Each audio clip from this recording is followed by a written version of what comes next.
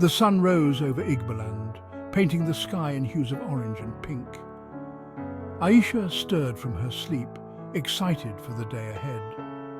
Today, she would join her grandfather in the cassava fields. She loved these mornings. The air was crisp and full of promise. Aisha quickly dressed and ran outside, her bare feet pattering on the cool earth. Her grandfather was already waiting, his weathered hands resting on a well-worn hoe. Ah, there you are, my little cassava flower. Aisha beamed at the nickname. Together they walked to the fields, the old man's steps slow but sure. As they reached the edge of the field, grandfather paused. He looked out over the rows of green, his eyes distant with memory. You know, Aisha, these fields have been in our family for generations. Aisha nodded. She'd heard this story before, but she never tired of it. And now it's your turn to learn its secrets. Aisha nodded solemnly, understanding the weight of this responsibility. Cassava was more than just a crop in Igboland. It was the heartbeat of the community. Aisha learned this from an early age. She saw how it touched every aspect of their lives. From the fields where it grew to the meals on their table, cassava was ever present. It was a source of food, income, and cultural pride. In the village, cassava was the star of many dishes. There was fufu, a dough-like staple made from cassava flour. It was often served with soups and stews. Then there was garri, a popular snack made from grated and roasted cassava. Aisha loved helping her mother prepare these dishes. The kitchen would fill with delicious aromas, making her mouth water. Cassava also played a significant role in cultural celebrations. During festivals, cassava dishes took center stage. It was during these times that she felt most connected to her heritage. As the dry season gave way to the rains, excitement buzzed through the village. It was time for planting. Aisha woke early, eager to join the adults in the fields. The air was thick with anticipation. This was the moment that would set the tone for the entire year. A good planting season meant a bountiful harvest. Grandfather led the way to the fields, carrying a sack of cassava stems. These would be their seeds. Aisha watched in fascination as he demonstrated the planting technique. He dug shallow holes in the earth, spaced carefully apart. Then he placed the cassava stems at an angle in each hole. This way the stems can catch the rain and grow strong roots. Aisha tried her hand at planting. Her first attempts were clumsy, but she improved with practice. Soon she was moving down the rows with confidence. The work was hard under the hot sun. Sweat trickled down her back and her muscles ached. But Aisha didn't mind. This was more than just planting crops. It was sowing hope for the future. Patience. The cassava knows when to show itself. The weeks after planting were filled with anxious waiting. Aisha visited the fields every day, watching for signs of growth. At first, there was nothing to see but bare earth. But grandfather assured her that life was stirring beneath the soil. It has begun. Aisha tried to be patient, but it was hard. She longed to see the fruits of their labor. Then, one morning, Aisha spotted something. A tiny green shoot had pushed its way through the soil. Her heart leaped with joy. She ran to tell grandfather, who came to see for himself. From that day on, the fields seemed to come alive. More shoots appeared, growing taller and stronger with each passing day.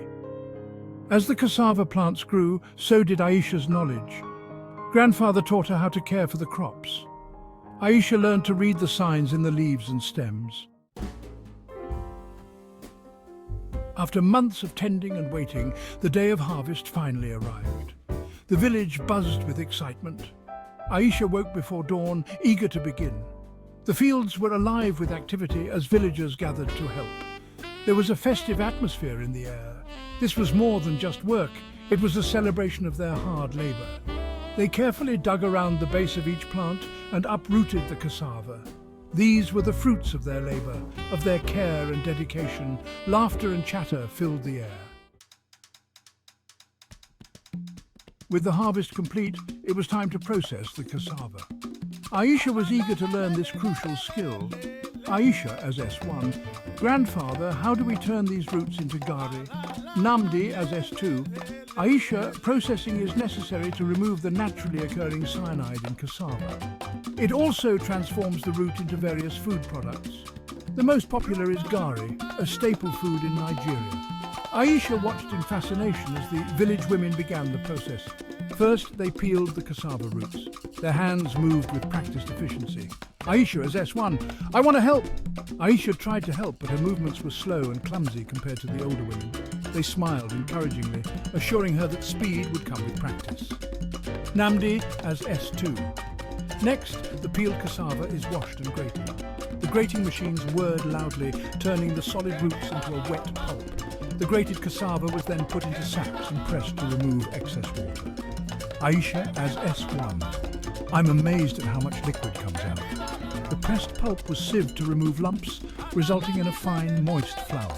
This was the base for garri. The women spread the flour on large, shallow pans.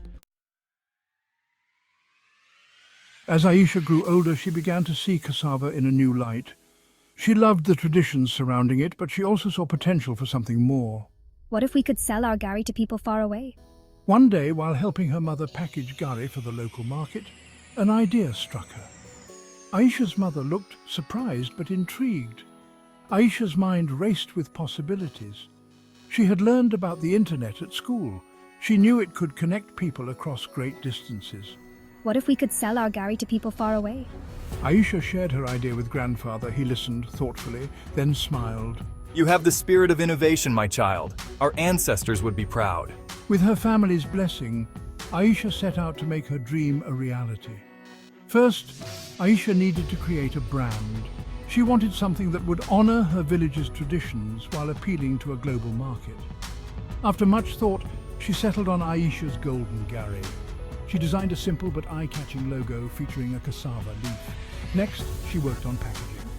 She found eco-friendly bags that would keep the garri fresh during shipping. Aisha's online garri business started small. Her first customers were Nigerians living abroad, hungry for a taste of home. Word spread quickly through social media. Soon, orders were coming in from all over the world. It was surreal to think of people across the globe enjoying the same food I had grown up with. As the business grew, so did the challenges. Aisha had to learn about international shipping regulations and customs procedures. She worked hard to ensure that every package arrived fresh and intact. Customer feedback was crucial. Aisha personally responded to every message, building relationships with her customers. She loved hearing their stories of how her garri brought back childhood memories or introduced them to a new culinary experience.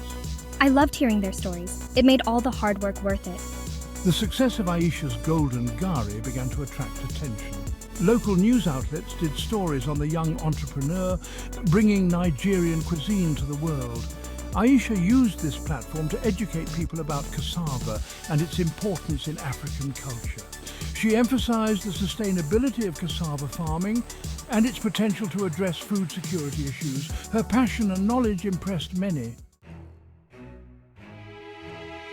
The success of Aisha's garri business had a profound impact on her village. As orders increased, more families became involved in cassava farming and processing. The additional income allowed people to improve their homes, send their children to better schools, and access better healthcare. The village began to transform. New roads were built, making transportation easier. A community centre was constructed, providing a space for gatherings and educational programs. It was incredible to see the changes. Our village was blossoming.